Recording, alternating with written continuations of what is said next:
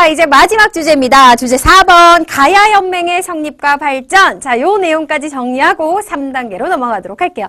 자, 가야연맹의 성립 그리고 금관가야의 발전입니다. 고구려, 백제, 신라. 우리는 이들을 삼국이라고 하잖아. 근데 이 삼국이 한창 성장하고 있던 시기에 분명히 한반도의 남쪽에는 가야 지역이 있었습니다. 가야연맹이라고 하는 국가가 있었는데 왜 우리는 그러면 한반도에 있었던 국가들을 삼국이 아니라 사국이라고 안 하는가? 왜 고구려, 백제, 신라 삼국이라고 하는가? 그 이야기가 오늘의 수업 중에 나오게 될 거예요. 자, 가야연맹. 얘네들은 어떤 국가였냐면 철기를 바탕으로 해서 철기 시대에 수많은 국가들이 등장했는데 한반도에 삼한이 있었잖아요. 전라도 쪽에 마한이 있었고 경상도에 진한이 있었고 그리고 남해안 쪽에 변한이 있었잖아. 자, 변한에서 출발을 한 거예요. 이 변한을 구성하고 있는 소국, 작은 나라가 12개 국가가 있었다라고 전해지는데 얘네들이 시간이 지나가지고 우리가 지금 배우게 되는 가야연맹, 연맹 왕국을 형성하게 된 겁니다. 참고로 이 가야연맹은 총 6가야로 이루어져 있었어. 6개의 가야라는 국가가 있었다라는 거지. 뭐 외워야 되는 건 아니에요. 이제 지금부터 우리가 배우게 될 그 2개의 가야. 금관가야가 있었고 대가야가 있었고 얘네들 말고도 성산가야, 소가야, 아라가야, 고령가야까지 총 6개의 가야 국가들을 우리는 가야연맹이라고 이야기를 하는 거야. 사실 가야가 위치했던 지역은요. 좀 이따가 여러 번 또 지도를 보여드릴 텐데 남쪽이에요. 되게 따뜻해요. 평야 지역이라서 농사도 잘 돼요. 게다가 풍부한 철광석 산지를 보유하고 있어요. 사람이 살기에 최고의 조건을 갖추고 있는 거야. 농사도 잘 되고 농업 문화, 발달한 철기 문화도 있었고 이런 철기, 농업과 철기를 기반으로 굉장히 빠르게 그리고 풍성하게 성장을 하기 시작하죠. 자, 그렇다면 이제 구체적으로 그 안으로 들어가서 이 가야 전체를 이끌었던 대표 가야는 누구이며 무슨 일이 있었는지 한번 정리해 보겠습니다. 자, 가야가 총 6가야로 이루어져 있었다 그랬는데 그 중에서 여러분들이 알아야 되는 첫 번째 대장가야는 바로 금관가야예요. 이 금관가야는 어디에 위치를 하고 있었냐면은 그 낙동강 유역 중에서도 지금의 김해 지방, 부산의 서쪽에 여러분들 김해라는 도시 이름 들어봤지? 김해평야 유명하잖아. 그 다음에 부산 사람들이 이용하는 공항 김해공항이잖아요. 거기가 김해예요. 그러니까 지금의 김해 지방에 위치하고 있던 게 이제 금관가야였는데 다른 가야들 지역도 물론 살기가 좋았지만 다른 가야들에 비해서 금관가야는 여러 가지 조건이 정말 잘 갖춰져 있었어. 뭐 교통도 편리하고 농사도 잘 되고 철광석도 풍부하고 막 이랬던 거야. 그래서 얘네들이 뭘 했냐면은 6개의 가야를 이끌어가는 대장가야의 역할을 했던 거예요. 전반기 후반기 하잖아. 전반기에 가야연맹의 대장 노릇을 했다. 그래서 요거 아주 중요합니다. 전기 가야연맹을 주도했다. 왜? 철도 풍부했고. 자, 지도 보여드릴게요. 지도 이따가도 볼 텐데 지도 뿅. 자, 지도를 보시면 김해 지역이 바닷가잖아. 해상교통도 굉장히 편리하고 그러니까 이러한 좋은 조건들을 갖추고 있었기 때문에 이 금관가야가 전반기에 가야연맹을 주도하는 역할을 했던 겁니다. 자, 철이 굉장히 풍부하다고 했는데 이 철은 과연 어떻게 이용했을까? 우리가 다 아는 거예요. 무기도 만들고요. 그 다음에 이 가야 지역이요. 철을 이용해가지고 무언가를 만드는 기술이 진짜 특출났대. 그래서 무기도 잘 만들었고 농기구도 잘 만들었고 뭐 이런 것들은 너무나 당연한 거고 뿐만 아니라 덩이쇠. 그러니까 쇠로 그러니까 쇠가 철이잖아요. 쇠로 어떤 물체를 구체적으로 만들기 전에 덩어리로 돼 있는 쇠덩어리. 쇳덩어리예요. 덩이쇠는 쇳덩어리. 이걸 뭐로 이용하기도 했었냐면 돈처럼 화폐로 이용을 하기도 했었대. 그러니까 철을 굉장히 잘 이용하면서 살았던 거야.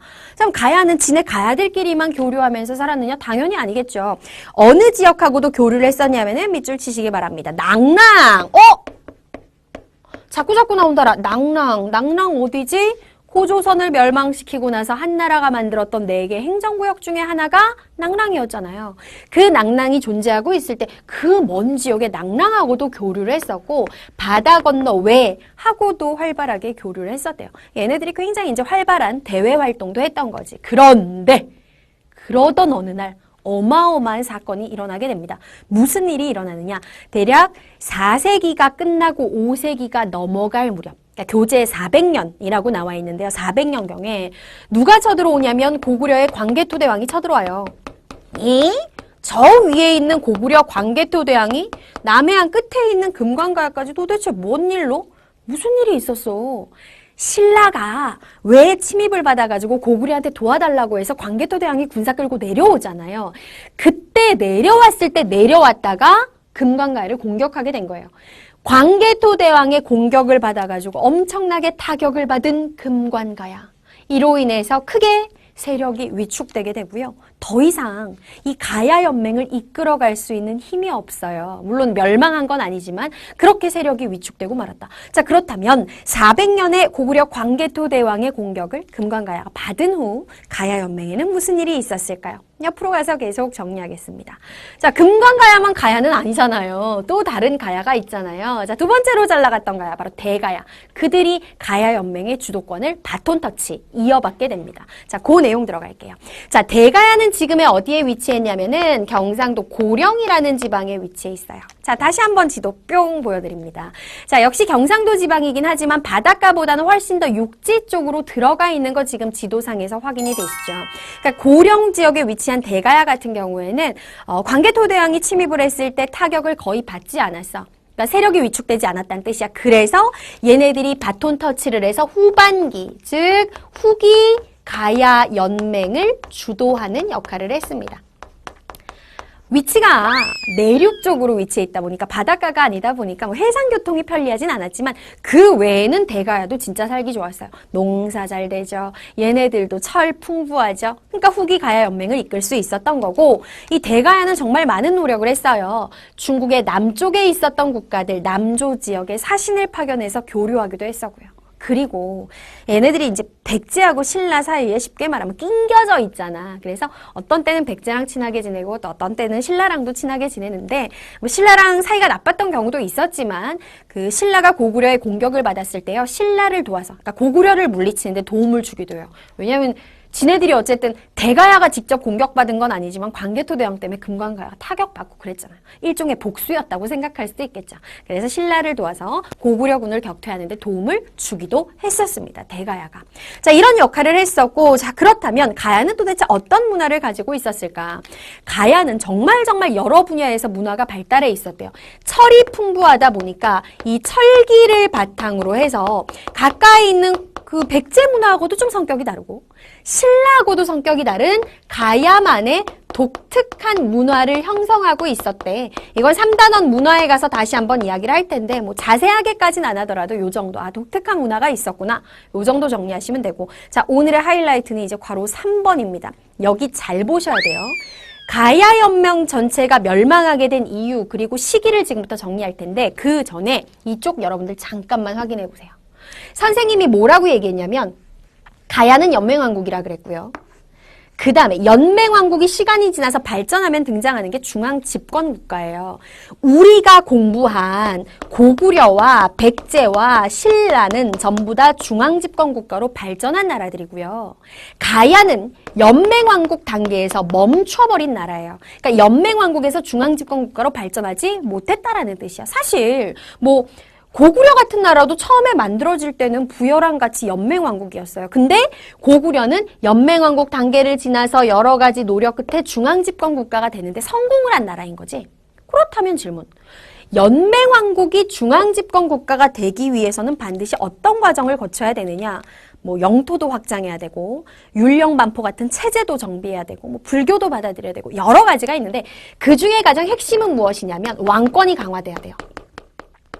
왕권이 강해져서 한 명에게로 지배력이 집중되어야 비로소 중앙집권국가가 될 수 있는 거야. 그런데 가야는 그렇게 하지 못했다라는 겁니다. 자, 다시 돌아가겠습니다. 가야연맹은 도대체 왜 멸망을 했을까요? 만약에 서술형에 가야연맹이 멸망한 이유를 서술하시하면은 이 두 가지 내용이 들어가야 됩니다. 첫째, 각 소국이. 여기서 말하는 각 소국은 금관가야, 대가야, 아라가야, 성산가야, 소가 얘네들을 말하는 거지. 각 소국이 독자적인 정치 권력을 유지하고 있었기 때문이다. 이게 첫 번째 이유예요. 다시 말하면 이건 무슨 얘기냐? 지배를 하는 힘, 지배력이 왕 한 명에게로 집중돼야 되는데 지배력이 분산되어 있었다. 6개로 나누어져 있었다라는 뜻이죠. 힘이 합쳐지지 못했다라는 것이고 그리고 두 번째. 지금 여러 번 선생님이 지도 보여줬잖아. 이따가 다시 보겠지만 가야의 위치를 한번 보세요. 어디와 어디 사이에 끼어 있어요? 왼쪽으로는 백제, 오른쪽으로는 신라. 즉 백제와 신라 사이에 끼어서 두 나라의 압박을 받았어. 뭔가 더 세력을 키워나가는데 한계가 있는 위치였다라는 거지. 이 두 가지 이유 때문에 가야는 연맹왕국 단계에서 멸망하고 맙니다. 자, 신라 공부할 때 나왔었죠. 먼저 멸망한 게 금관가야예요. 532년 신라의 법흥왕에 의해서 금관가야가 멸망당하게 되고요. 그 외에 우리가 배우지 않은 다른 가야들이 하나씩 합쳐지기 시작하더니 최종적으로 대가야가 562년에 신라의 진흥왕에게 멸망당하면서 가야는 역사 속으로 사라지게 됐고요. 가야 사람들, 가야 땅, 가야 문화는 모두 신라에 흡수됩니다. 참고로 가야금이라는 유명한 우리나라 고유의 악기를 만든 우르기라는 사람도 가야 사람이고요. 그리고 신라 역사 공부하다 보면은 너무나 유명한 김유신 장군 나오잖아요. 김유신 장군도 원래 신라 사람이 아니에요. 가야 사람. 가야를 건국한 금관가야 김수로 왕의 12번째 12대 자손이었어요. 나중에 이제 신라로 가서 귀족 계급이 되는 것인데 어쨌든 이 가야의 문화와 모든 것들은 신라가 이어받아 흡수하게 되었다. 가야의 역사였습니다. 자, 이제 3단계 넘어가서 중요한 자료들 공부해야죠. 미션 클리어 바로 이어가도록 할게요.